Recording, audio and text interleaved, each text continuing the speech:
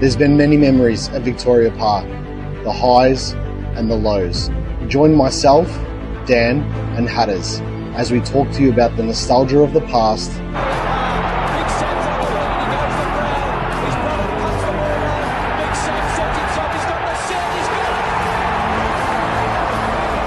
the optimism of the present, trading ball, Elliott! What about that for an Anzac Day spectacular? and the excitement of the future. Dacos, clever to Pendlebury, Nick Dacos arches his back, Josh kicked the last one, Nick Dacos this time! This is the Sherrin Stand, and this is Black and White United, live on YouTube.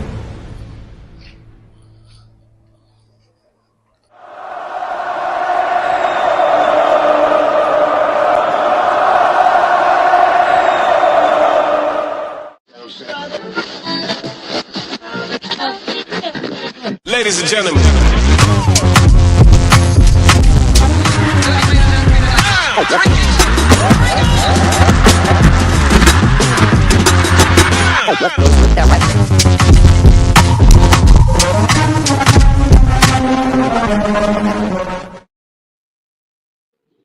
Well, if that's not a G up, I think I just G'd myself up with that. Sorry, boys. Didn't realise I was going to get you guys too excited this evening. Up and about after seeing that intro there, Andreas. Yeah, that took all of a few hours to make, but I got there in the end. How are we? All good? Yeah, good. A lot better. Yep, a lot better after a win. We're back on track. Well, possibly. Yeah. I think I timed this one perfectly well. First of all, just want to thank our sponsors, so New Homes of Victoria and the Hopper Bros Barbecue, for all your tips and tricks. Make sure you give them a follow on Instagram. So this show wouldn't be possible without them. So thank you very much. The agenda today for everybody, we're going to have our first jab. So I hope you boys are well prepared. We're also going to quickly touch on the VFL against Frankston.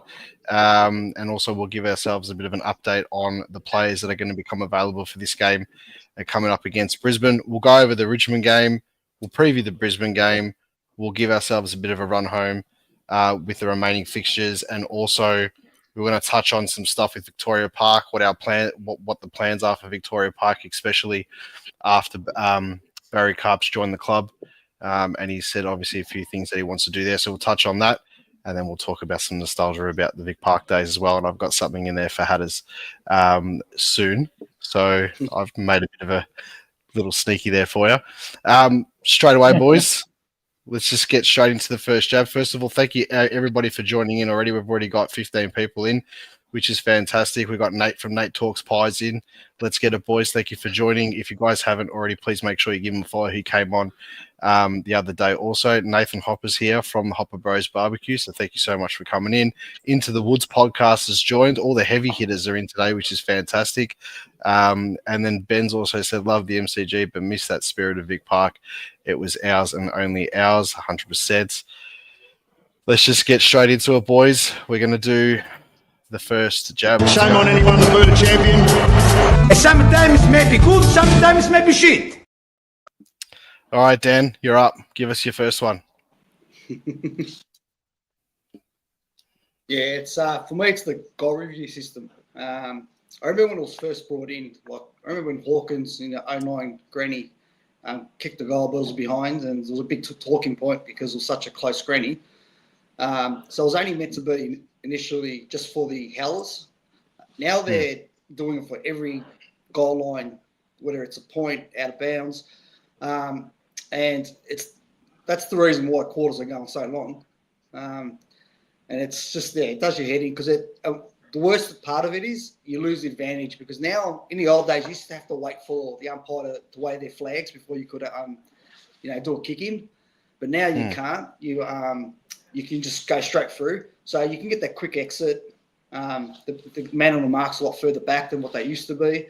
So when they hold up the play when it's behind, you effectively lose advantage because the other team can set up behind the ball, and it obviously affects it. So it's having not only an impact on how long the game's going for, but how long or how you can get the ball out in terms of an exit and how efficiently. So Yeah, it's frustrating. We don't have the technology for it to have every decision to be 100% correct. A lot of the time it's inconclusive, or they're going to have it a replay multiple times. It really should only be for the howlers until we get until we get the technology that can sort of do it really quickly and in and out. I know Eddie was talking about that chip in the ball on classified. I don't know how far away that is, but I hope Greg Swan sorts that out, because it's still in my head. And also, just the nominations of the rucks. You don't need to nominate; just throw it up. If there's a fair amount, if two people go up, then it's an automatic free kick. You don't need to nominate who's going up. It's a couple issues there, which I hope they sort out. I know Floyd mentioned it last night on AFL 360 as well, so it's obviously a concern for him. I was convinced with the goal line technology though. Once they give it used to be you have to wait for the umpire to wave his flag so the other goal umpire can acknowledge it or whatever. Then when they got rid of that, I was certain you had to wait until he at least made the signal, like he at least did the hand signal and he acknowledged the umpire. But at the same time, you see now, players don't wait. They'll just get the ball and they'll just take off. So, yeah. I've noticed that. But they've got to sort it out. I mean, because especially when you're like, you got an instance where it's a close game, you need a goal, goal to score, and there's a goal review, and you can't get a quick exit. Remember that decision, that goal that Jamie kicked against Essendon on the boundary after the siren? That was a quick exit. That was like more to Bianco. More to Howe. It was more to Howe to Bianco to I think they got the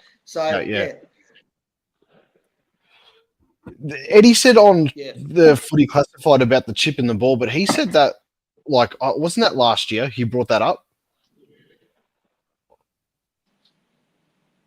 Yeah, he did. Wasn't it last? Yeah. I think it was. He said last year. He said I think they're trialing it at the moment. So at the moment, I think they're actually trialing to see what works, what doesn't work in terms of that. But how soon it is, I mean, AFL's got to fork out dollars for it, and they don't like spending money. So who knows how far it is? But you'd hate a close game, especially in a final where you've got to do a quick transition from a behind where it gets held up. Other team sets up, effectively can cost you a game. That play, the Essendon play, would have been a lot harder if there was a goal review system and more had to wait. We would have had the players open. Oh, everyone would have manned up and the zone would have happened and the whole thing's changed. Hatterz, what have you got for us for the first jab?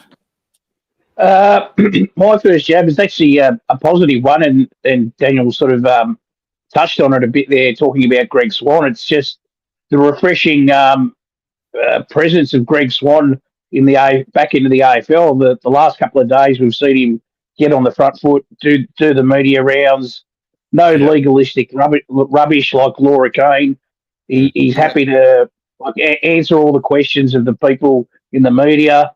I don't think we'll agree with all the things that he implements and what he does, but I think you'll find there'll be a lot more interaction and understanding and a lot more common sense from Greg Swan, and that's what you want from that operations role at the AFL.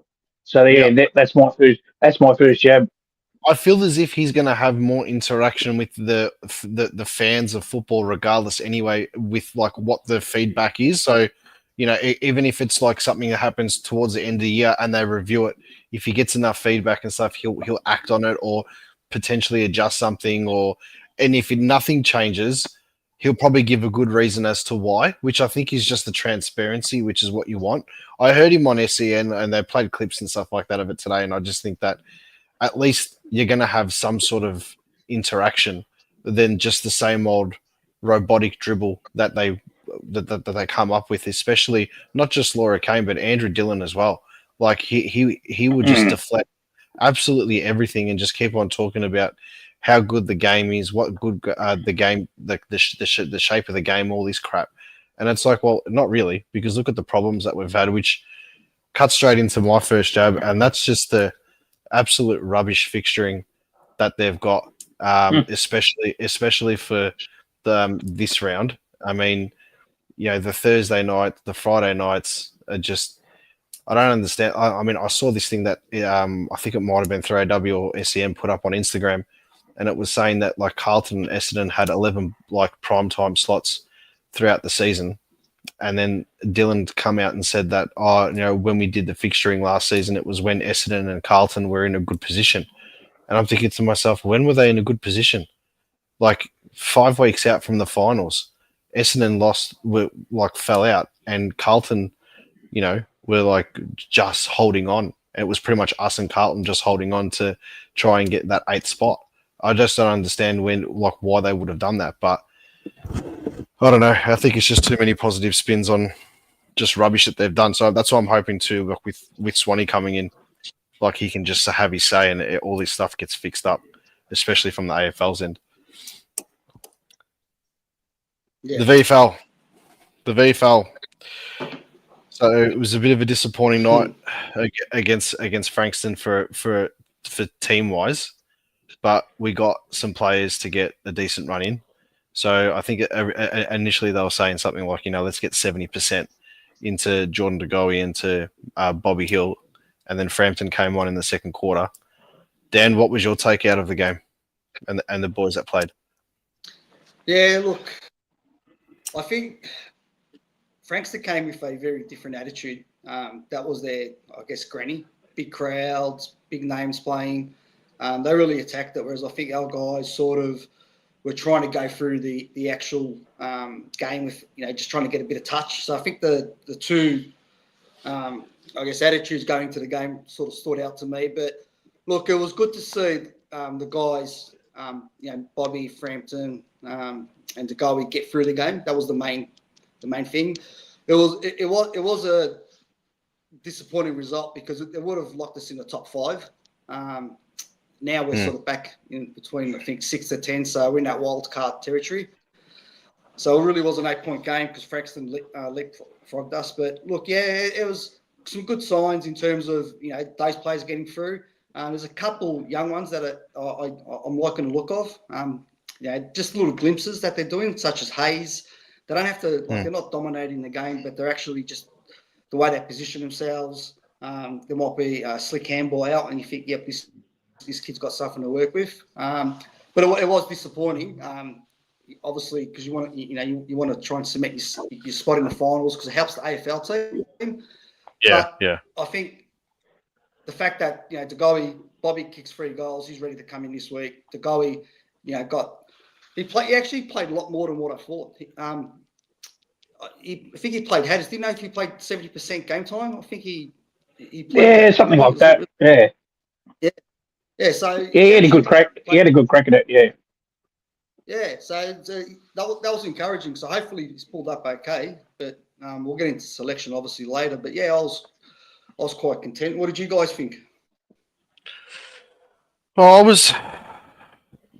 I was impressed with Bobby's start. I mean, from a team, you can't look away from the team performance as well because, like you said, you still want the VFL to be playing at the pointy end of the season. I mean, it's how we're going to come close to getting the ultimate success is if our 2s are playing and the guys that aren't playing in the seniors are continuously playing a finals. And we know that VFL finals obviously the standard is pretty high compared to the home and away season and to the other state leagues across the country.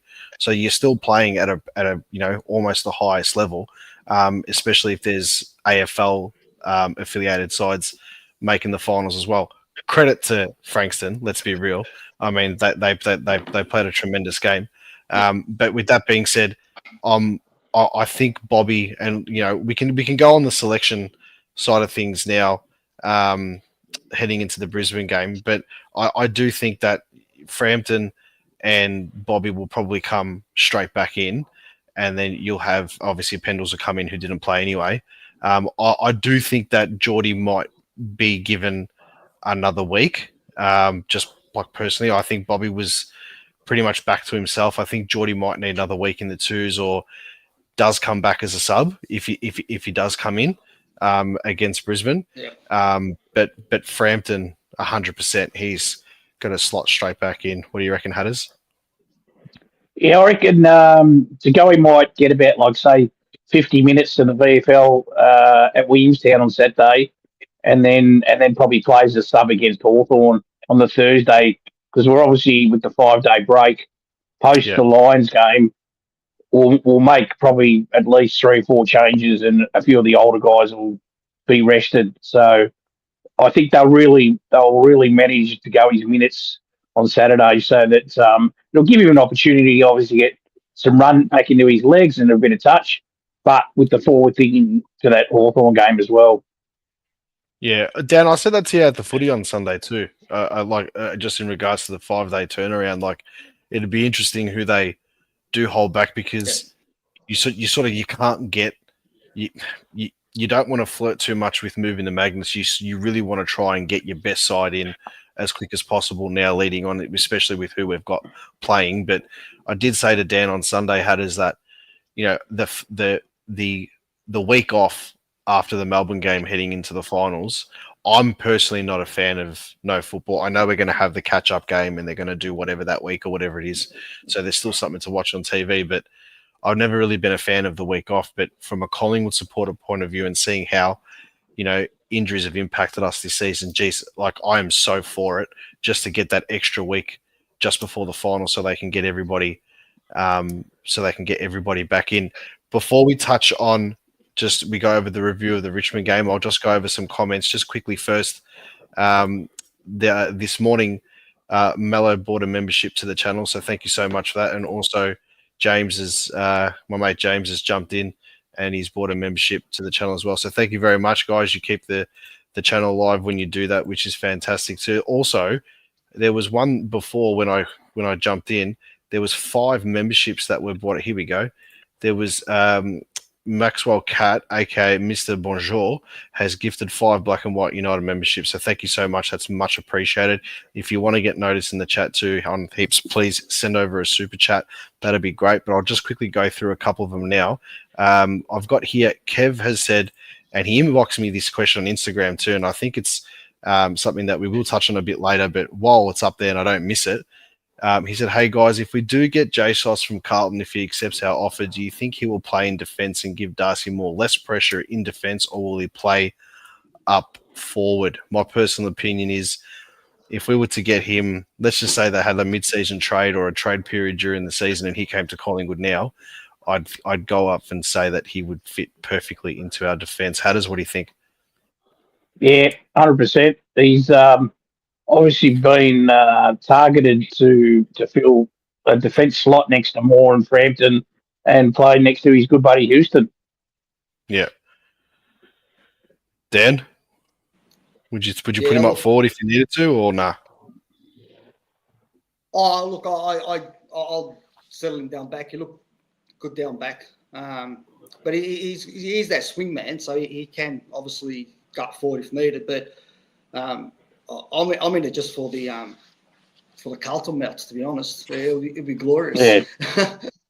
But, I think also too, it gives us some flexibility to actually flick Darcy Moore forward as well. Yeah.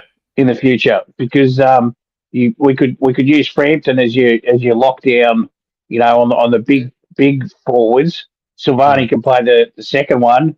If Reece McGuinness recovers well, he could be another option in the defence, and you could throw Darcy Moore forward as well.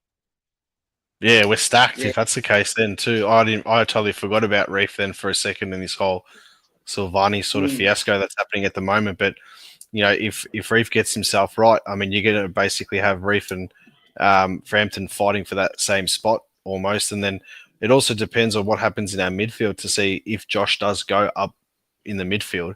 Then obviously that half-back spot becomes available, and then you've got players like TJ and Jacob Ryan in defence who are obviously coming off injuries, season-ending injuries pretty much. They're going to be frothing at the mouth to try and get themselves a look in, which is what you want, really. So it's going to be very interesting after the season's finished to see what the listings happen and the retirements and stuff like that, to see where that does fit in. But all signs are pointing now that we're probably going to have a Silvani at Collingwood, which is going to be quite interesting. And what better payback to give him after the whole Dale Thomas, Mick Malthouse, David Butterfin.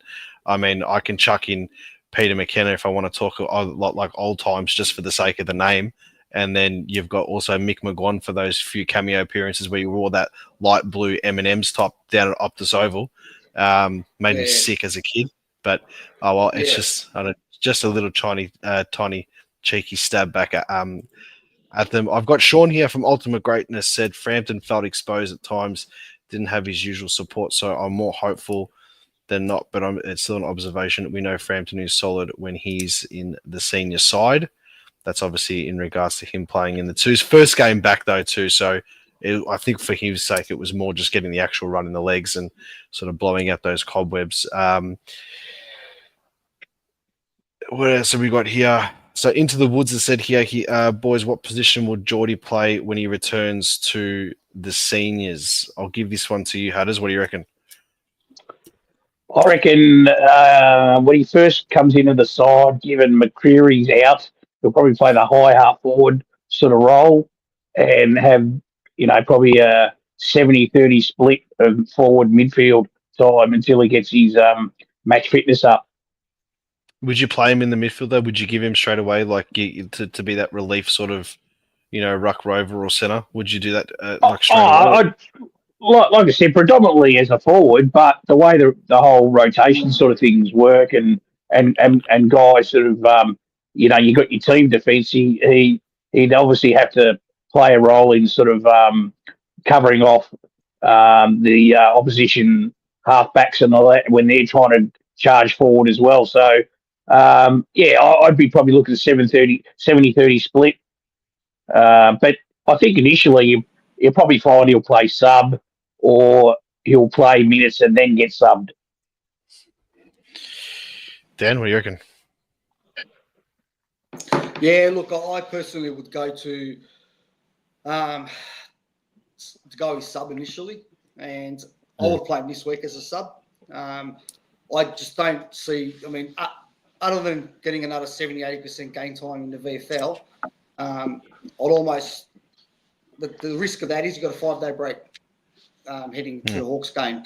So potentially he misses that. So say we get an early injury in the Lions game, then he pretty much has to come in earlier on in the game. He won't be up to back up 5 days later. So it's a tricky one. I'm leaning towards him playing as a sub, but I think the club will play him in the twos again just to manage his minutes and bring him in against the Hawks. But when he does come back in, I agree with Hatterz. High half forward, 70-30 split. When if we're down in clearances, for example, like, we've chucked Bo in the middle. We could mix that up well. Put Bo, Tagoe and Nick in there, for example, or Pendles, and just add another string to the bow. But because Bo usually plays as like, if he's in the half forward, he tends to play as that fifth extra midfielder where he'll push in for the stoppages and like he'll hang back or whatever, or he'll burst through the pack, but he'll come off the half forward line and act as that extra midfielder in there, which opens up our forward line. I've noticed he's done that heaps. Very similar to like when, Nick's playing off the half back, he drags his opponent out, especially when he's being tagged. And then as soon as there's a stoppage in the ground, bang, he just comes straight in and it just causes chaos for the defense. So I can see that. I'd probably give him, personally myself, I wouldn't mind it if he did play more of the forward pocket sort of role and then had a bit more time up there, just so he wasn't, so in the pack or in the play as much for his first game back. But I think it just depends if they put him as a sub or not, really, like what role he's going to have when he comes onto the ground, because he'll have that extra time to relax. Let's just get straight into the review of the Richmond game. Now, I've spoken to Dan. I went to the game with Dan and stuff, and we'll get him to touch on this in a second, Hatterz, but just your thoughts on the 36-point win against Richmond. Yeah, it wasn't exactly a exciting game, was it? It was quite a bit of a slog. The conditions obviously didn't help. The ground surprisingly backed up pretty well from the rugby union from the night before. But other than for Lockie Sullivan getting injured, we got no significant other injuries to any other key players. Had a 6-goal win and got back on top of the ladder. I mean, it was just after a couple of losses, it was just good to get a win back on the board. Oh, and actually, like, credit to Richmond too. I thought they showed a lot of good sides for the future. I was quite impressed with a lot of their kids that I really hadn't looked at much this year. I sort of haven't really watched a lot of Richmond this year, but yeah, I believe it or not, I think Richmond have rebuilt quicker than Carlton already. Yeah, I was saying to Dan at the game, like, Sims for me reminds me of a young Jack Riewoldt. I know there's a bit of look the same, but just the way he was attacking the ball and his marking and stuff like that, he had those same sort of traits as someone like a Jack Riewoldt. Jonty Fall also, he was he's like that mid-sized forward, and he's only going to get bigger. But he's just like that mid-sized forward, and like you can sort of chuck him anywhere in the forward line deep. You could chuck him as a high half forward as well. He looked really good. He's good. His kicks were good. He was clunking grabs left, right, and center, which was good. I thought though, their senior heads really stood up. So like Hopper and Jaden Short and stuff like that, they played really well too. So Vlosten was impressive. Vlosten was sensational. The whole game. They've got a good list, Richmond, and I think, I know this is not a Richmond channel, but I personally myself, I was really impressed with the way they were, and there's no surprises that they beat Carlton at the start of the season, and they had a better side in too against Carlton at the start of the season because they've been decimated with injuries. Dan, any standouts that you had for the game against the Tigers from our part? Yeah, I was happy with Quainer. Post-bye, he's really got back to his form of 23 where one-on-one he really gets beaten. He's intercepting now, something we haven't seen for a while. So that was one sort of standout positive. The other positive was, look, remember, he came back after a week off.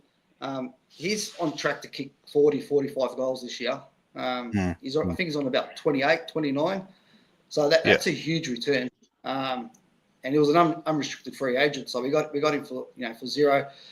So that was a positive. Look, I sort of think that it was interesting. Darcy Moore's comments. I know in 23 the famous, when we lost to Carlton and Hawthorn, the famous heavy loads at training sort of came out. And that came out this week, didn't it?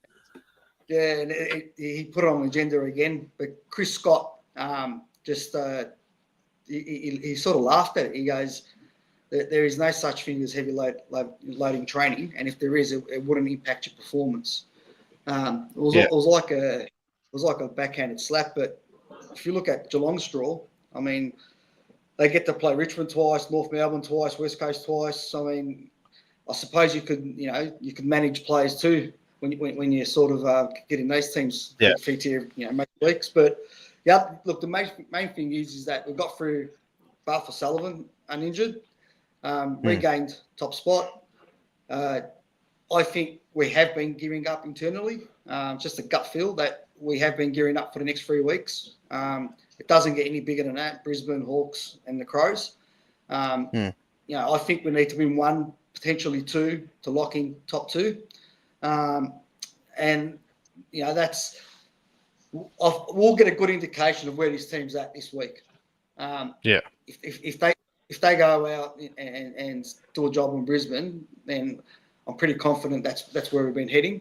But if we do struggle and, some of our connection, because that's what's been lacking a lot is the last probably 3 weeks is our connection into the 450.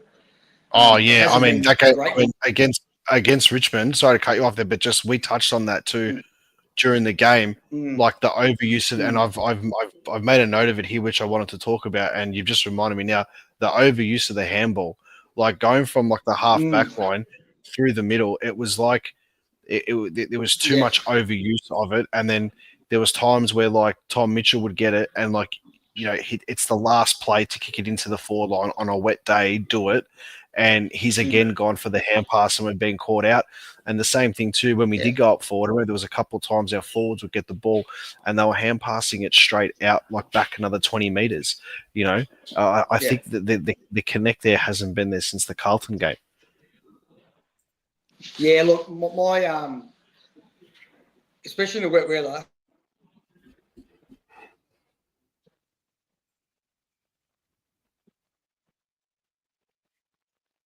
You there, Dan? Yeah. Over use of handballs, just a big.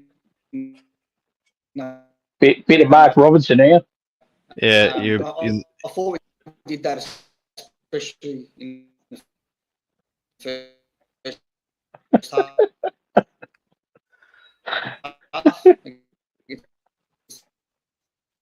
Yeah, a little bit robotic there. A little bit robotic there, Dan. All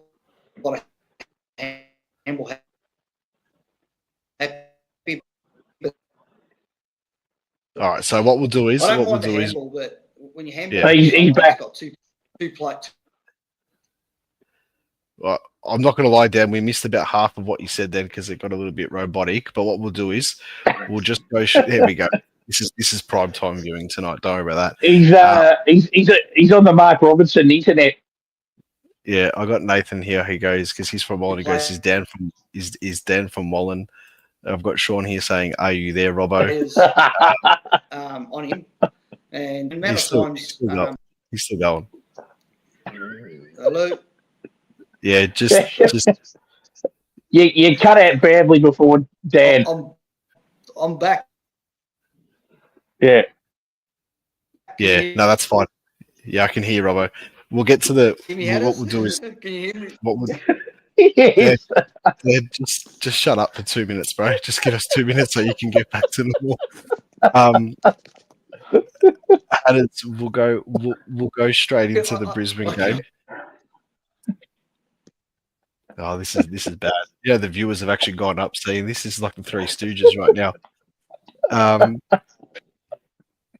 Hatterz, before this turns into an absolute shit, give me your thoughts on the Brisbane game. The news sort of come out today that Brisbane have been hit with a few injuries. So like Kai Lohmann's out. Who else was there? Kenny Coleman's out for basically the rest of the season. So they're a couple of good players, especially Lohmann. I think he's a very dangerous sort of forward. So it'd be interesting to see who actually plays for Brisbane this week. Yeah. Do you think that even though he had a pretty decent game, are you keeping Tom Mitchell in for the game against Brisbane to do that lockdown job on Lachie Neale? Yeah, I think with this game, and it's I know we keep sort of jumping ahead to the Hawthorn game as well, but you've actually got to look at it this way. Between Sidebottom, Pendlebury, Long, and Mitchell, I don't think all of them are going to play both games.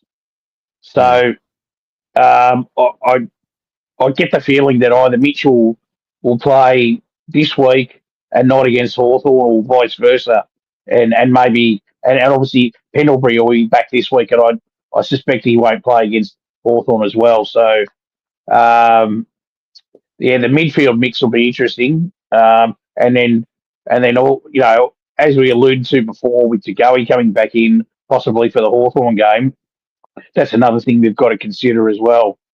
But Hawthorn are playing the Crows on Friday night over there, so they'll be flying back to Melbourne on Saturday. So effectively, they've got a similar sort of break to us, even though they're playing the night before, because they won't be sleeping in their own beds and everything on Friday night. So they've got to travel coming back on Saturday.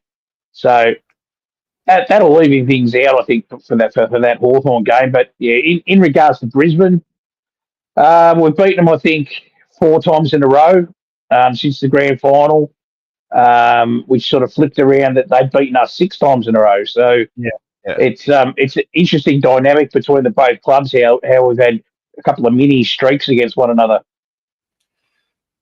Yeah, 100%. I've just got this feeling that over the last few weeks, the way that we've played is going to have absolutely no reflection leading into this Brisbane game. I've just got the feeling that, we got the win against Richmond that we needed to get, and now we reset, and then pretty much our finals campaign sort of starts from now. They're going to try their hardest to get as many players back into the side as possible so we can get that continuity going into, a potential qualifying final at home at the G, which is what we want. So personally, myself, I was going to get Dan's tips on this game, but I think he's somewhere lost in the metaverse somewhere. But I am tipping us by 20 plus points this week. I do think that we should be able to get the job done against them. It's not going to be a walkover. It's not going to be, a blowout in any sort. I think it's just going to be us doing what we do. The third quarter where we tend to pull away from sides and sort of stamp our authority when we're playing well. I think it's going to be one of those games. But at the same time, you can see players like Lachie Neale just turning it up against us, and he always has a great day against us most times. So it's going to be very interesting. But I think that whole myth about Brisbane not being able to play at the MCG, that's completely gone now. So, and I think, the game against Geelong in the prelim last year was evident of that. So they're obviously going to be ready to go for us straight away. Any other final thoughts on the Brisbane game before we touch on the remaining fixtures, Hatterz? I think Pies by 11 points in a really epic sort of encounter. Brisbane are a bloody great side. I've got a huge amount of respect for them. We've had some brilliant games against them. They've got such a depth of talent on their list. They've got some tremendous young players coming through as well. I thoroughly enjoy the Brisbane games. I know we've won the last 4, which makes it a bit easier. But even when they were sort of beating us, they were a mighty side to watch. So I think, like you sort of said, I think as much as Fly sort of looks to the next game, we've got this block of 4 games to set ourselves up for Premiership number 17, and then they've got to be switched on this Saturday night. It starts now. Yeah, 100%. Now, I did want to quickly touch on, and you've just reminded me, the game against Brisbane at the start of the season, that Easter Thursday game. I mean, you can pinpoint, like maybe 3 or 4 games this season where we've had some, close to flawless performances in their own right. And, I'd be picking obviously the Hawthorn game, the way that we played that game, and Fly said it perfectly in his presser. It was a very mature performance, that game that we had. One of my favorite games for the year was the gather round game against Sydney. They just continuously challenged us the entire time, and then we just responded, 10 times harder, and then we were able to pull away from them quite convincingly towards the end. And even at the start of the fourth quarter, they were right on our tail too. So, which was quite interesting.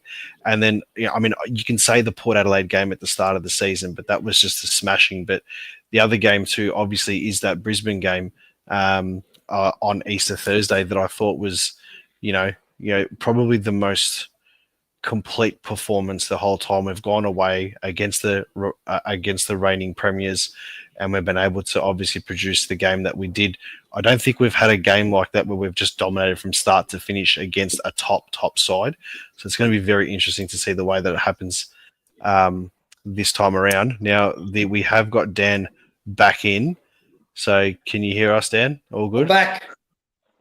I'm okay.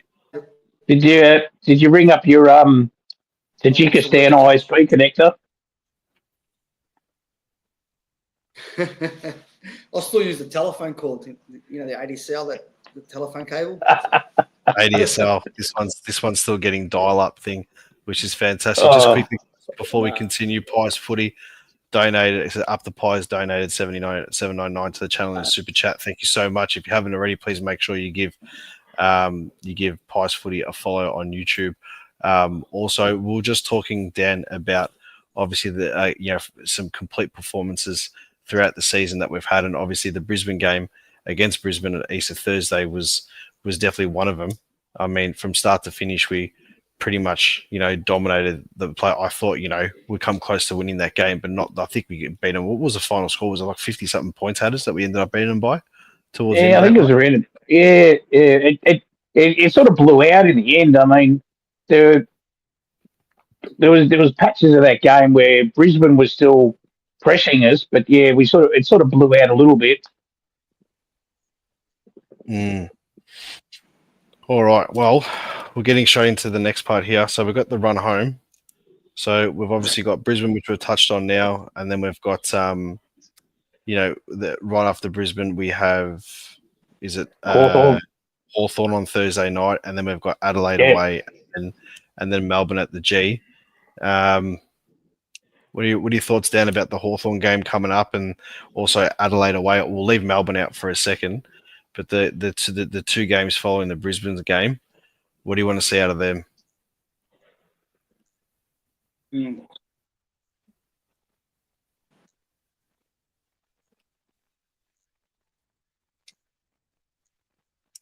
Yeah, look, the last 4 weeks, I really want to start not managing players. I know the Hawks is on a 5-day break. They're on a 6-day break. I just feel that we need to, one, we're not locked into top 2 yet. So I'd rather we do need to win probably 2 out of those games to guarantee top 2. If results go away, we can get away with one win. But you want to be heading into some sort of settled team moving into September. You don't want 2 or 3 out like we have been getting for the last, 6, 7, 8 weeks. I just want a settled team. All our pieces work out. Are we going to play Long or Mitchell? Are they going to play together? I think that's one element of our side that we still haven't yet settled on. Are we going to go with the extra run of Allen? Are we going to go the 2 inside bulls? I'm not sure yet. So I really want our team to sort of settle over the next 4 weeks, get our connection inside 50 working, and also our clearances. I just feel like our centre clearances haven't been up to scratch probably the last 3 or 4 weeks. We have little runs where we get a few clearances, but I would like that sort of knuckle down a little bit more. I know Long had some really quiet weeks in terms of his clearance numbers, but I was really impressed with Mitchell's game.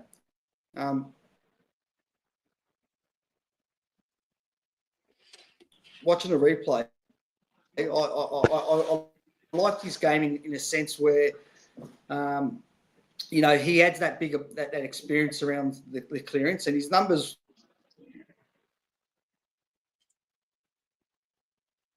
I reckon we're going to start dropping off and sort of surprised me. At the game, I was like, okay, he's had an impact, but yeah, I reckon what I'll do. He had 29 touches. That sort of took me by surprise when I looked at the.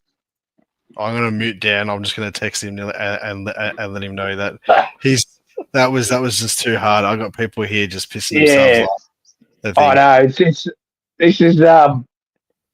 it's Mark Robinson all over again.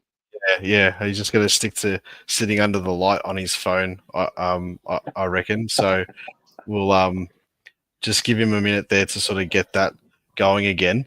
But just going on that last bit, Hatterz, that he was trying to say with Tom Mitchell's game and stuff like that, pushing in. Would you play Tom Mitchell and Ned Long against Hawthorn? Well, it'll be whether they want to play Pendlebury and Sidebottom off a 5-day break. I mean, more than likely, one of them will get rested. Probably Sidebottom, I suspect, because Pendlebury had last week off. But both Pendlebury and Sidebottom could miss given their age. But then that would suggest that then Long and Mitchell could both play then. But it's interesting because like Dan was alluding to, we've been a little bit better in our clearance numbers of recent times, but for a period there, probably after the bye for a couple of weeks, we were really struggling. Even the Carlton game, where we beat them easily on the scoreboard, we still lost a lot of clearances. The Fremantle game, they had a massive amount of inside 50s due to them getting clearances. So, but I mean, I don't know. I mean, the last couple of weeks, it could be the fact that some of these guys that are doing some extra training loads, they are a little bit fatigued, and that could be a factor as well. Yeah, so we've got a comment here too. I just want to shout out Max AK and Mr. Bourgeois donated another $5 to the channel. So thank you very much. He goes, I wouldn't mind another defender in the team. How might be retiring, I think he's trying to say there. So I think that's the cover that they've got here. Now, I'm going to try this one last time. I'm going to give him one last chance here. But can you hear me, Robbo? Are you there? All right. So what we're going to do now is every week that we do this, just stay on your phone, all right? I've got Bozza in the chat doing all the stats and stuff. It's all good, Dan. What a piece. Now, give me your thoughts, Dan. I want to know about the Adelaide game in particular. What are you heading up to Adelaide for that one there? I was thinking about doing a road trip, but I haven't undecided. If I go, it'll be last minute. But I reckon, I'm not sure yet. All right. So, what are your thoughts on this one here? Because I was listening to AFL 360 yesterday, and Fly was on there with what's his face, Nick from Adelaide, and I just had the sense that Nick's had given a couple of little tiny jabs at him in regards to stealing a premiership cup. He was talking about Dacos as well. What do you reckon is going to happen up against Adelaide? Do you think that we'll go up there? I mean, we do have a really good record against them. We haven't lost a game at the Adelaide Oval, so that holds us in good stead. Every yes, game we have. Who? We lost the first two games there. Oh, did we? Yeah, I thought we lost. All sort of stats said that we hadn't lost. Okay. No, we haven't lost the last 10. I think it is. I think it's the last 10. So we lost against Adelaide. We lost against Adelaide the first time we played them there, and then we lost against Port Adelaide in 2017, which actually cost us a spot in the finals. That game pretty much ended our season. And then since that loss, we haven't lost. It's been about 10 games, and that includes obviously playing Hawthorn and St Kilda there as well for gather rounds. And Swans, yeah. And Swans, yeah. Sorry. Well, look, our record against Adelaide is good, but they're all close games. They always match up well against us. They're never easy contests. And I reckon it's stung them a fair bit, those close losses. So they're going to come out all guns blazing. That's why these next 2 weeks, Brisbane and Hawks, you don't want to be going to Adelaide game thinking we have to win this to secure top 2. You want that sort of done before that game. But it's going to be a cracker. And I personally, it's pretty much what I would want. And I'd love to go there, as I said, with not having top 2 on the line. And the reason being, we don't have to show all our cards that sort of round. We can sort of hold back a few things. For example, players that Nick Dacos might play half back and might play in the midfield. So we could change a few things around that game and not show our cards completely. We most likely are going to play him in the finals at some stage. Look, I'm hoping by then, we've got a couple of wins under our belt, heading into some really good form, and we get a good result out of it. But it's not going to be an easy game. The next 3 aren't going to be. This comment here from RJ was the other one I wanted to mention too, where Fly did say on 360 last night that he made a joking comment about them potentially peaking too early. And I'm just thinking to myself, is Fly holding his cards back saying, underestimate us a little bit, but you guys go all now. We can see what you're doing. We know your style. Bang, we'll get you. Like, I don't know if that was a cheeky tongue-in-cheek moment there, but it'd be very, very interesting. Also, here, another $2 donation here. It says we need to keep, I think that's supposed to be Tilthorpe and Rankin in check. I don't think we're going to be able to do that for the entire game. They're both pretty good. And probably the comment of the night, sorry, Dan, I'm going to have to post this one up here from George. He's on absolute fire tonight. He's been just pasting in the chat too, so I've got to put it on. Sorry, mate, but he goes, the Dan being got paid.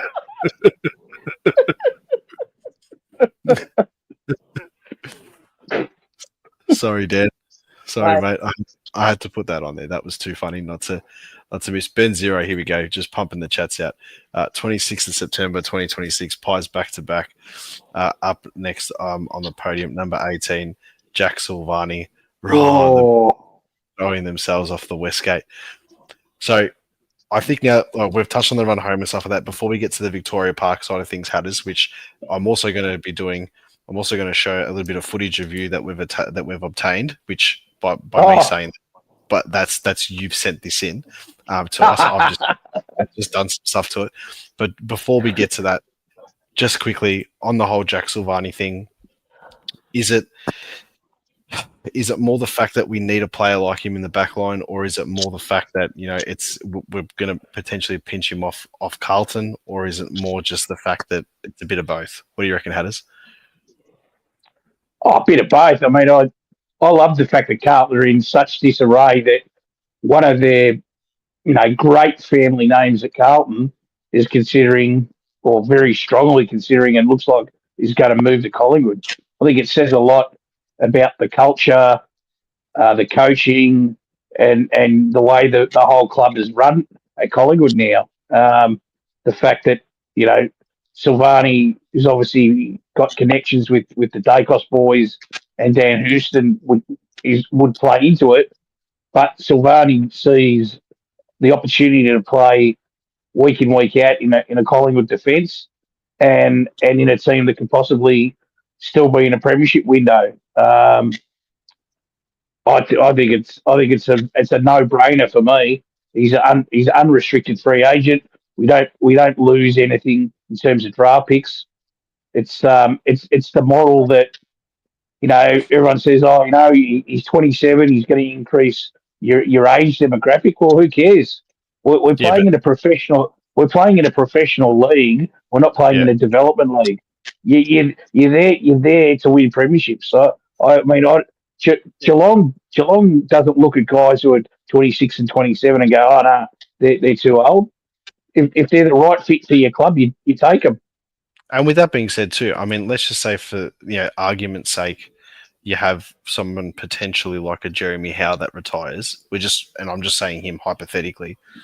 Then automatically the age demographic goes down, because I think it was only a 0.5 of an age that we were actually older than the next side. So I don't really think it's too much to worry about. And to be fair, he's been playing he was in career best form up until obviously this latest setback I think he had with his groin. So it's going to be, I'm all for it. I think he fits perfectly into our backline. It obviously challenges our other players like we touched on before.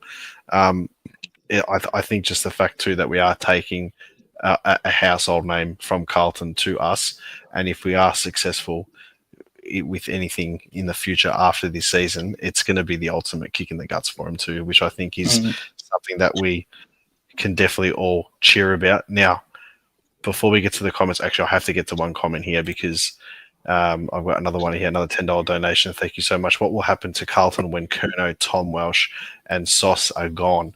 Well, I can tell you now they're going to get some pretty decent compensation picks. So, but that's a problem that we can deal with in the next 5 years, not now, which is fine. But before we get to it, the last bit before some Victoria Park memories, and I'll start off with Dan before we get to that. But we got sent in some vision, which I have to share. And this vision was sent in by an anonymous subscriber to the channel who just happens to be on the show at the moment. But it's Hatterz back at Waverley. And can you tell us what year it was?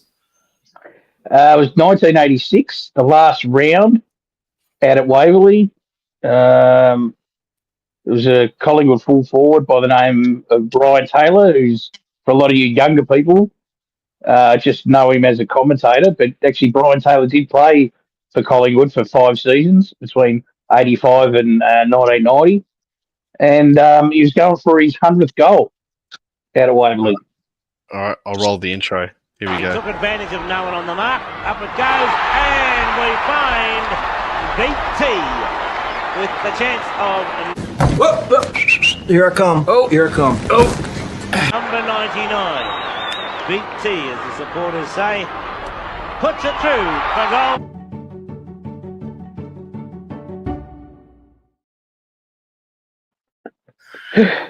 Yes. That's... Were you wearing a tie just then, or? No. I think it was a typically cold day at Waverley. It was actually, funny enough, there was a hailstorm at half time of that game. It was that cold.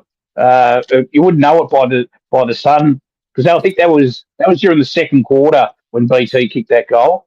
No, actually, it was the first quarter because he kicked 100 up the other end.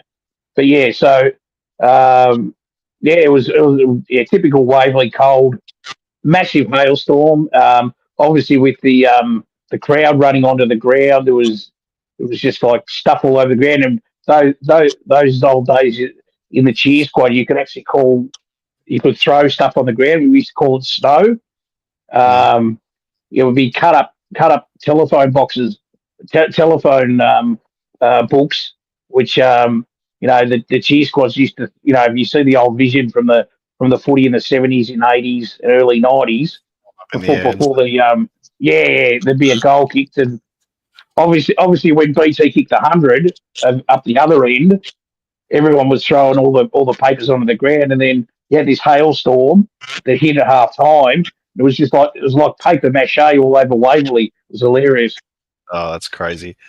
We'll get straight to some Victoria Park memories. I want to hear from you, Dan, first, because you've told me previously that you've come from a family full of Carlton supporters and you've gone to Victoria Park many times. Can you tell me what one of your fondest memories are down at Vic Park? Yeah, so I was 4 years old, and you're right. Unfortunately, you can't pick a family, but they all go for Carlton. And my older brother, he's 11 years older. He took me to Victoria Park when I was 4 years old in 1981 to go and watch Collingwood. And I was you can't choose who you go for at that age. And I sort of walked in there, and Collingwood won by a point. Peter Dacos went nuts. And I remember just seeing a crowd of black and white. The Sherrin stand just going up as one every time I go, and then I was just like, "Nah, this is my team." And on the way out, I said, "Look, can you buy me a Collingwood scarf?" And he refused to. He goes, "No way." And from that moment on, then that was it. I was sort of dedicated to the Pies and never looked back. And what a decision that was. Thank you, Peter Dacos. It was great. Yeah, well, you made the right decision there. I think my memories of Vic Park, obviously I was born in 89, so I got a fair chunk of the real hard times in the 90s at Vic Park, but we tend to play against, obviously, Fitzroy before they merged. We played against Brisbane. We played a few games after 95 against Freo, and there was a few games against Adelaide that we played down at Vic Park, and one of them I remember quite clearly was when, I think it might have been 97 or 98, Mick McGuan had injections in his groin, and he was running on the wing, and he couldn't actually lift his leg when he was kicking. He had to keep hand passing the ball. I remember being at that game, but there's been some sour moments. Obviously, the last game at Vic Park was quite bit of a depressing moment and stuff like that. It was a celebration, I get that, but it was obviously not the result that we wanted. But I think just the fondest memories that I've got at Vic Park is every time I went there with my old man, it was just walking in to the Sherrin stand. We'll talk about that side because that's usually which side we'd enter from. And it was just like the smell of, the cold concrete, the hot chips, the beer, depending on which entrance. You could smell the toilets. It just depended on which entrance that you entered from. But it was just, you had that feeling of, I don't know, I'd walk in there and you wouldn't see a supporter from another side, especially like, in those early 90s, early to mid 90s. I don't know. And then the other one too, and I always draw myself back to this one in 2022. We played an elimination final against Carlton in the VFL, and I never saw Collingwood and Carlton at Vic Park. That was like the one thing that I didn't see. And we played a reserves game there, and even as a twos game there, walking in there as a 34-year-old, I mean, that was just an amazing buzz just seeing that there. So, what about you, Hatterz? Your Vic Park memories to us.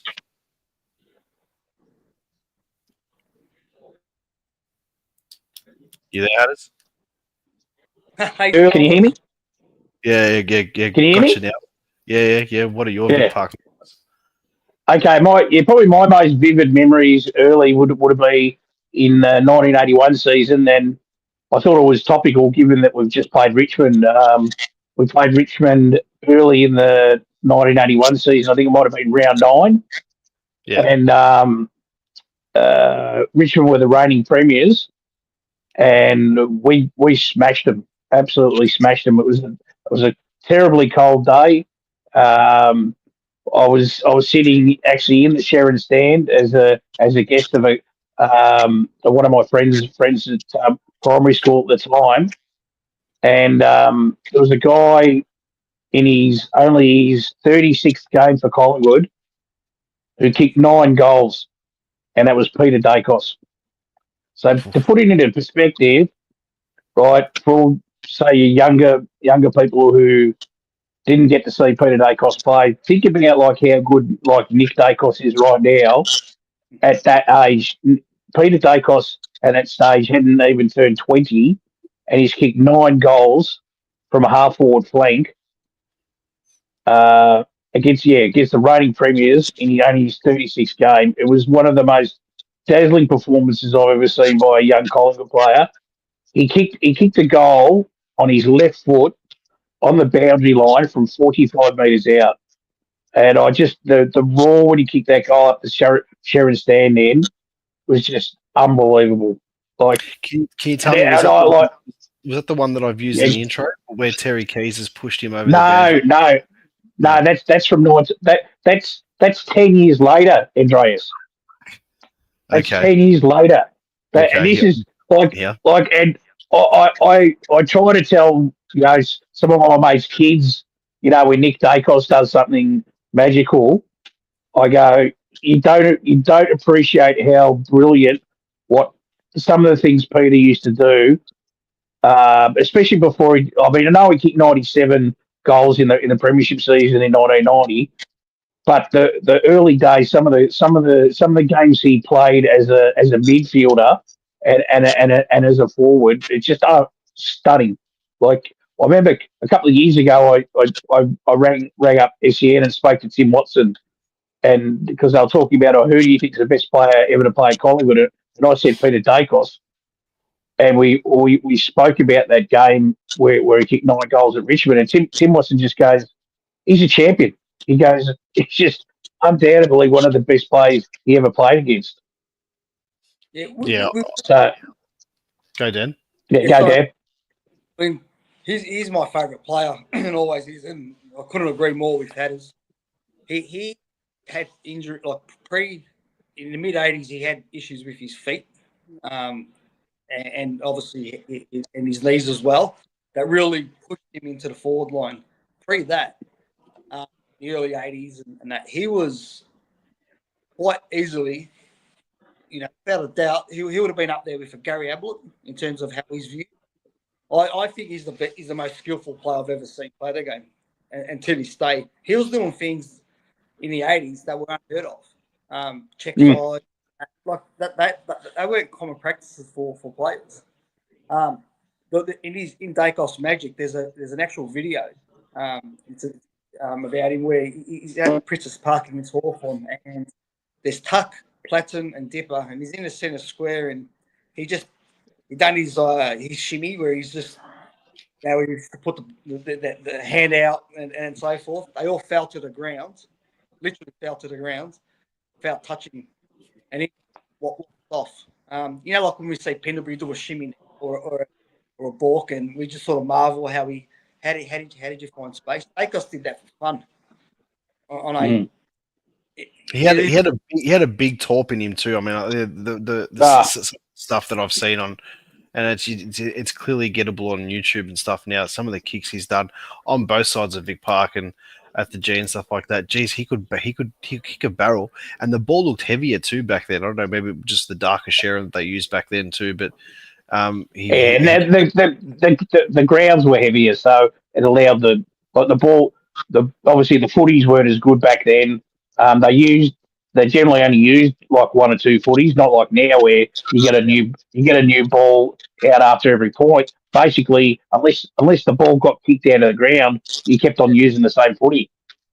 Yeah, I think when I started going to the footy, they did that. I remember the crowd had to throw the ball back. Yeah. Is the stuff there. Geez, you can go back ages and you can see all these different styles of, what they used to do and stuff around the grounds and stuff going in there. Now, I did obviously film the intro. I did head down to Victoria Park the other day to film that intro that I posted before, and I'm not going to lie, it was a little bit. I wouldn't say depressing, but it was a bit concerning. Going into some areas of the ground and seeing the way that it's treated by the council now. I walked up the top of the Sherrin stand, and graffiti is one thing that always happens wherever you go. It's sort of like the norm now to expect that type of things, but just some of the stuff that I'd see on the floor and just the rubbish and, obviously blankets, so people using it for a bit of shelter and stuff too and stuff like that. It's just, it's not a good look for such a historical ground. Barry Karp's come in this year as our president, and one of his promises, I do believe, he put into the paper, and he made it quite public, saying that to redevelop Victoria Park into a precinct for our VFL and AFLW team. Now, we did have a training session at Vic Park after we won the flag going into the 2024 season, and I think Quainer did his ankle, McStay did his knee, and it's basically turned into a dog park. Dan, what do you want to see done with the ground moving forward? Yeah, look, it's one of the things that I've done in recent times. I've taken the dog down there because I don't live far from it for a walk over there, and always sort of underneath the rider's stand, they had the old Woodsman's Bar and the old social clubs down there, and the old rooms, and I always tried to sort of peek through the window. Even now, I'll do to sort of see what condition it's in, and it's just it's an absolute mess. I'd love a museum there, and something like, I know we've got a museum at the club, but or a park museum where they could put up old photos, have like in the foyer of where the Bob Rose stand sort of sits, something like that. Where people like younger generations, like I could bring my daughter there one day and I can say, look, this is where we used to play. These are some of the photos from Victoria Park, and it'd be great. Dan, can I just jump in? When you I was going to say, or Andreas, when you went there, did you have a look at the front of the entrance to the old social club? Did you have a look there? Is that the main big black and white building that's on the corner of Abbott Street? Yeah. So that I think is like a social sort of like library. You can go in there and the community. Yeah, because I think actually inside there's a little bit of a mural or a museum which depicts the history of Victoria Park. Right. Yeah. I haven't been in a long time. The last time that I went into that, I think it was when Sav and Bucks were playing and they were doing photos with kids, and Miles be there for a family day. On that too, just quickly before we continue this part, my friend Melissa did post a comment before, and I put it up there, and she said that I remember the family days there. They were so good. I would like it if they did actually go back and do the family days at Vic Park instead of doing it at the AIO Centre. don't think they've done that in a long time down at Vic Park. But with the obviously the club's got a relationship with the Yarra Council. Like for 2023, I know we had a live site right next to the ground at our ground, which is where the players went back to. But I mean, surely they could have done something at Vic Park as well, because there's so many Collingwood supporters that had to buy tickets for live sites and stuff like that. So I think it would have been quite fitting to do that. But just going back on that, I walked past it. It had like, Coles on it. It had like a library sort of sign on there, like it was sort of like some sort of community. So, but I haven't been in there in a very long time. But I mean, I know Dan will probably know this too. Catching the train either from like the Hurstbridge line or from the Mernda line or back then the Epping line. Every time we'd play at the MCG and you'd be on the train and you go past Vic Park. I mean, I still do it now. You stick your head right up against the window and you try and see what's going on inside the ground and stuff like that too. But so obviously, Barry Karp's come in. He did say that they were going to redevelop the ground. Is that what you want to see?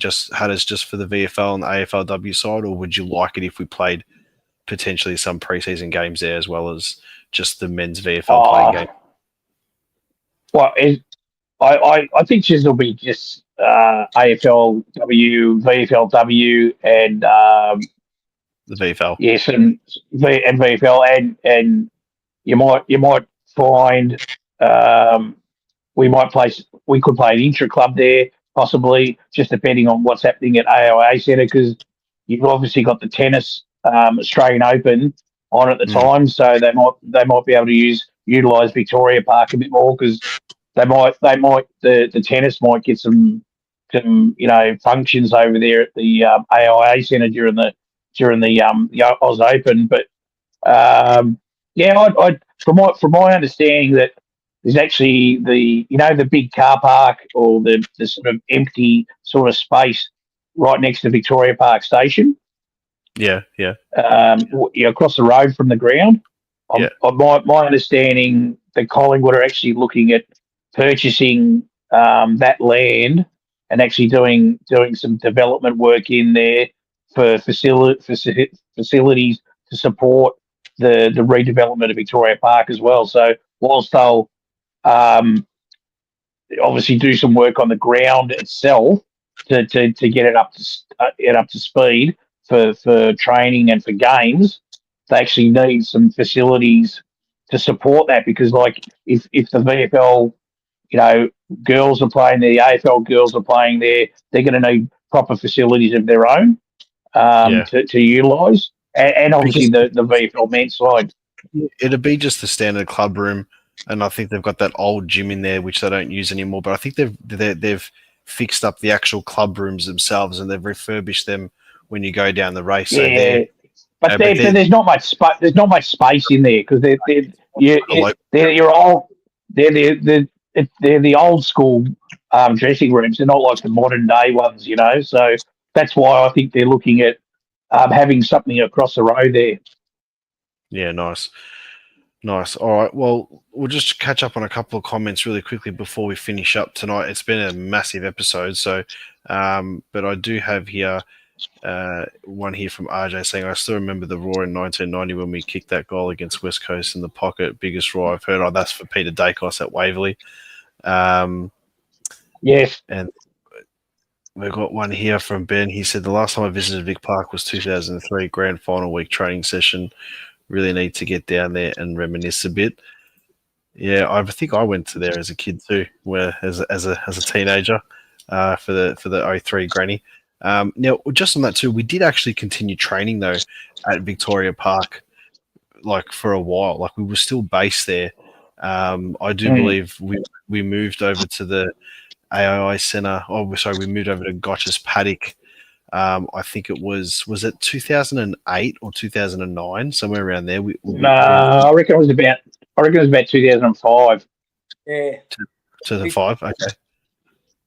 Yeah, because I remember going to a Collingwood training session in 2004, a pre-season session after we obviously lost the granny to Brisbane, and I remember Tarkin Lockyer rolled his ankle at the ground. Andrew Williams tackled him, and he rolled his ankle at the ground. And that I know that was 2004. So anything after that, I wasn't sure, but we definitely moved to I reckon it was 2005 from memory, because that sort of rings a bell in my mind that it was actually the Lexus Centre when it first opened, and it was in my mind it was 2005. But if Boz is watching in, do your stuff, Boz, and look it up for us, will you? Just on that as well, just quickly. I used to work at Telstra, obviously, which is quite funny considering my internet issues, but that's another day. But I remember 1999, I had a meeting at Victoria Park, so I looked after Collingwood's telecommunications. And there was the IT guy there, and Eddie Maguire walks in. I was sort of starstruck a little bit. And he told me, like, during the meeting, he goes, look, what would it cost us to move all our telecommunications to the glass house? And that was the first time. So, and looking back now, that wasn't made public at that stage. And I was thinking, why does he want to go to the glass house? What's that? And so he had planned that, back then in ¡99. I'll never forget it. And only sort of hit me years later why he asked the question. But yeah, it's a shame. Look, Vic Park will always be home. But what can you do? You got a shitty council, and there just wasn't room to do it. It would have been great to redo it. That's the good thing at the moment with the current council. The city of Yarra are a lot more amenable to Aussie rules. So that's why the club and the Yarra Council have got a far better relationship now. So I think you'll find that some of the things that we want to get done will be a lot easier compared to what used to happen. Yeah. So a comment here from Melissa said, "Would be amazing if it got the makeover that it deserves while still keeping the history alive. Would be great for Collingwood events, etc." I do wholeheartedly agree with that. I mean, you look at where we are now as a football club, and you look at the hindsight and the reality of things too. I mean, we're obviously basing this off pure nostalgia and obviously the history gone past. But geez, you think to yourself, if the relationship was better between the council and the club, if we had been able to purchase everything ourselves, or it didn't to us, what would we be able to do? But then you look at how many supporters we've got, and we're pulling 50, 60,000 against interstate sides, against lower sides who aren't doing much. I mean, it's basically, you could fill all the Collingwood supporters in Marvel Stadium and with no opposition supporters, and we'd still have supporters missing out. I mean, I don't think it's practical if we did keep it to play home games and stuff there. So Hatterz, I did want to ask you two questions though. Does the club ever, obviously I'm a lot younger, so I don't know the answers, but did the club ever own the ground, or was the club always in possession of the council? Yeah, I think the council owned it. I think the only part of the ground that we actually owned might have been the social club area. Okay. It was just that parcel of land. I think I reckon we own that, and then the rest you just lease from the council. Okay, all right, fair enough. So that sort of covers both my points there. But is there something in particular besides obviously like the how do I word this? What do you think the club could do with it besides just the AFLW and like the VFL and stuff? Is there anything else that we could do with it to utilize it to, it's always going to be our spiritual home and stuff like that, but is it sort of a lost cause now, or can we do more with it? No, they definitely need it, because I mean at the moment, because of the number of teams we've got playing football, you have a look the what do you call it, Olympic Park surface.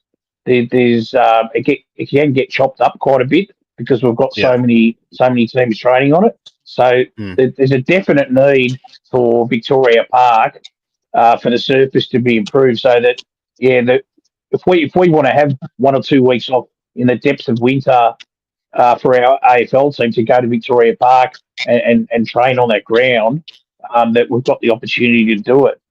Because at the moment, they're at the moment, like the VFL girls train there. The AFLW trains there occasionally. I think a lot of the time the AFLW girls get priority, obviously, over the VFLW girls. But we've got to have that flexibility that if we can't train for various reasons at Olympic Park, that we've got the backup at Victoria Park. Because you look at it, say like Essendon got the hanger. There's 2 grounds there. Hawthorn have got 2 grounds at their new facility at Dingley. So we need extra ground. You know, Go on, Dad. Yeah, a social club. Because I know we haven't got one at AIA. Could a social club be built at Vic Park? Where I guess, I mean, look, it's not accessible for people. Look, if you're coming from the northern suburbs and on your way to the G, you could probably stop there on the way through. But is that something that could happen for even VFL games, AFLW games? I don't think so, Dan. The plan is, I think Ned is going to probably present something. Hey? Hasn't he got the plans for the walkway? Has he got plans for walkway from the AI Centre? Yeah. Well, that's They're looking at they're going to present something, I believe, to the board later on this year, and then it'll probably get sort of more details at the AGM. But essentially, Craig Kelly and quite a few of the people of the club want to actually build a social club at the AOA Centre, so that obviously we can do things before and after games straight from the MCG, and also give our supporters, and we've got a lot now turning up to training, some actual facilities to watch the game or watch training, and also get something to eat, have toilet facilities. I mean, like we know we've got friends like, say, Jen, that go to training, and there's no facilities for them to do anything exclusive to have a facility. I don't know about you guys, but I'd much prefer to go to something at Olympic Park after a game, whether we win or lose, than go into a pub where there might be opposition. Oh no, 100%. You know, I'd rather go mingle with our own members. Yeah, I 100% agree with, the whole aspect of mingling with Collingwood supporters, whether it's, a win or loss. And obviously, Olympic Park or the ARI Centre is, really close to the G and stuff like that. But they definitely have to do something around the ground. I mean, even if you go to training during the summer, and I know, we all tend to go to as much training sessions as we possibly can. And, in the summer, it just gets so hot, and, you're standing there and there's no shade whatsoever. There's no undercover.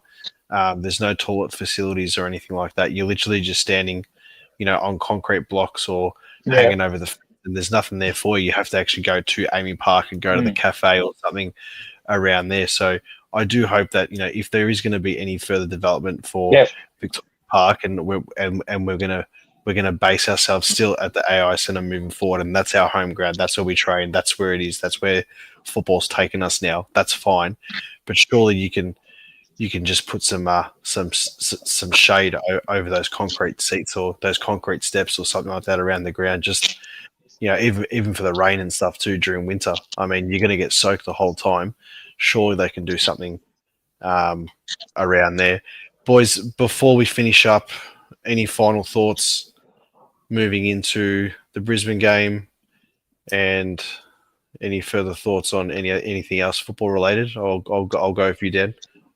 Yeah, I'm pretty pumped. I honestly do feel that we're we've sort of been biding our time a little bit, managing play. I've got a gut feel they're going to come out. And they've set themselves up for this 3-week block. So I'm expecting a fierce contest, but I'm expecting us to be fierce. I just wanted to see us get our connection up forward, right? Play our brand for longer, and I'm pretty excited. I honestly feel that this week is going to be the start of a run into the finals where they're gearing themselves up for it.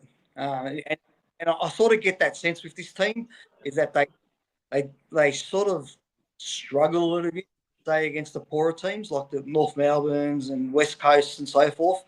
Put them up against a good team like our tough draw at the start of the year, and we really step up for it. And I just got to, internally, just got a gut feel that they're gearing up for the next 3 weeks. So I'm expecting, a good show. It's also still side bottoms 350th too. So you reckon that's we should be able to get a good, isn't it? No. We'll have versus Hawk. He's only on. He's only on 3-4. Oh, okay. So that would be the Adelaide game away then. I think. Yeah. Which is what Pendle's 350 was Adelaide away in 2022. So there you go. All right. Yeah. He's 350 will be against Hawthorn. Oh, against Hawthorn. Okay, cool. No worries. All right. Well, boys, I reckon we'll wrap it up from there. Yeah. You got any final thoughts, Hatterz? Your internet's dropping out a little bit. You're turning into Dan a little bit at the moment. But, as that, am I a bit better? There we go. Yeah, go on. A bit similar to Dan. I reckon we've been sort of treading water. I reckon we've had a little bit of lack of motivation. Obviously, we hit that 14 win mark, and Fly said, "Yeah, we're qualified for finals." I think facing Brisbane, Fly's a great motivator, and I think we'll get the best coming out Saturday night. Dan, you dropped out when me and Hatterz were doing the Brisbane game preview. I've tipped us by 20. Oh, I said 20 plus points, but I'm just going to round it up here and say I'm going to pick us by 22 points. What do you reckon against the Brizzy? What do you reckon? Yeah, look, I'm going to go for my gut feel. I think it's a statement game. I'm just going to go for 38 points. Oh, sheesh. Jesus Christ. Yeah, I honestly do feel that they've been getting. It's just the messaging I'm getting. Fly and Darcy Moore's training loads and so forth. I have no doubt in my mind they've been gearing up for this because Fly is on record. He likes presenting things in blocks. Like we've got a 4-week block, 3-week block, and so forth. And I no doubt he's presented this to the team and said, right, you got Brisbane, Hawks, Adelaide. Let's get it. And I just feel like they've been biding their time. Players have been rested. They've been managed. They're ready to go. So it's just we'll see. I honestly think we'll give them a touch up. Margin, Hatterz? Pies by 11 points. I think huge amount of respect for Brisbane. Yeah, I mean, I think we'll play well, but it's how much I rate Brisbane that I think this will be a cracker. Nice. All right, boys. Well, thank you so much for coming on tonight. It's been a long one, but it's been a good one. We've had heaps of people on. Heaps of people have purchased memberships, dropped super chats and everything, so the channel's been supported quite well. So thank you very much to my moderator, Eli, who's been dropping up some promotions in the chat too. Thank you very much for staying up with me, mate. That's awesome. Guys, thank you so much for tuning in and coming on tonight. Special thanks to our sponsors, the Hopper Bros Barbecue and New Homes Victoria. Guys, we'll be on with the Sherrin stand in we'll be back in 3 weeks for another episode. So that'll be leading up into the Melbourne game, I believe. It could be going in towards the finals. So we'll obviously all catch up there. And then just also there will be no live next Tuesday. I'll be on the Into the Woods podcast. We're filming that on Tuesday night, so there's no live next week. But we'll be back with the fan forum in a fortnight. Boys, thank you very much. We will talk. Everyone, thank you so much. Make sure you rewatch the video. Tell me what you think. Drop a comment. Call it as you see it. And as always, boys, go the Pies. Go Pies! Woo!